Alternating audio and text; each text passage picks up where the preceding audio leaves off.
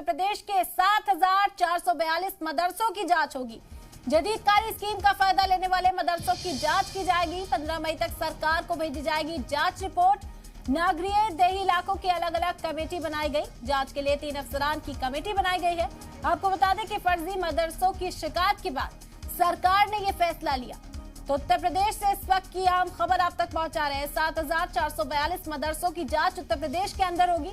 आपको बता दें कि जदीद कारी स्कीम का फायदा लेने वाले मदरसों की जांच की जाएगी। 15 मई तक सरकार को भेजी जाएगी जांच की रिपोर्ट।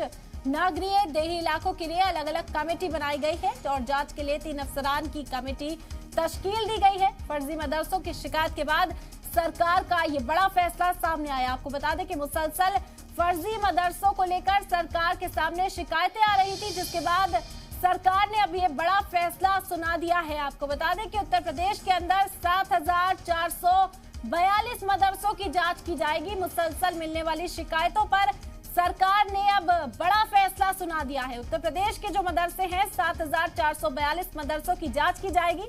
जदीद कारी स्कीम का फायदा लेने वाले ये मदरसे हैं जिनकी जांच की जाएगी। आपको बता दें कि 3 रुकनी यहाँ पर कमेटी भी तश्कील की जाएगी। नगरीय देही इलाकों के लिए अलग अलग कमेटी बनाई जाएगी और 3 अफसरान इस कमेटी में होंगे जो जांच को अंजाम देंगे। 15 मई तक सरकार को रिपोर्ट भी भेजी जाएगी।